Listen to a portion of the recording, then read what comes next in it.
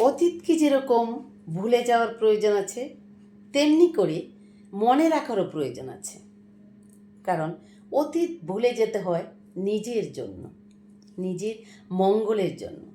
আবার মনে রাখতে হয় কিছু মানুষদেরকে ঠিক সময় মতো তাদেরকে মনে করিয়ে দেওয়ার জন্য।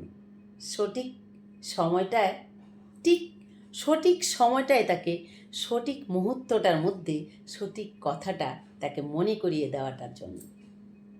সেজন্য কিছু অতীত ধরে রাখতে হয়, আবার কিছু কিছু অতীত ভুলে যেতে হয় শুধুমাত্র নিজের জন্য। সেটাই হচ্ছে আসলে সত্যি কথা।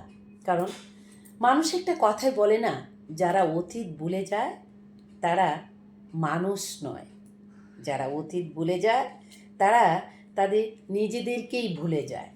কিন্তু দুটো জিনিসই ঠিক কথা। একটি কথা হচ্ছে, অতীত যদি আপনি মনে রাখেন আপনাকে পোড়াতে পোড়াতে পোড়াতে নিঃস্ব করে দিবে। আপনি কোনো দিন কখনো এখান থেকে স্বস্তি পাবেন না। তাই ক্ষণিকের জন্য অতীত ভুলে যান, আর ভবিষ্যতের জন্য কিছু অতীত ধরে রাখুন।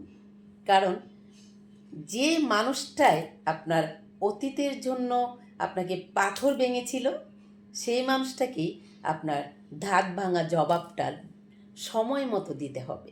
তাই তো যে অতীতটাকে ধরে রাখবেন সেটাকে নিয়ে কখনো ভাববেন না, আর যে অতীতকে ভুলে যাবেন সেটাকে নিয়ে জীবনটাকে আগে ভাববেন, আগে বেড়ে নিজের জীবনকে প্রতিষ্ঠিত করবেন। আর সেজন্যই নিজের অতীতকে ভুলে যেতে হবে, আর যেটাকে ধরে রাখবেন সেটাকে ক্যাশ করে কিছুতে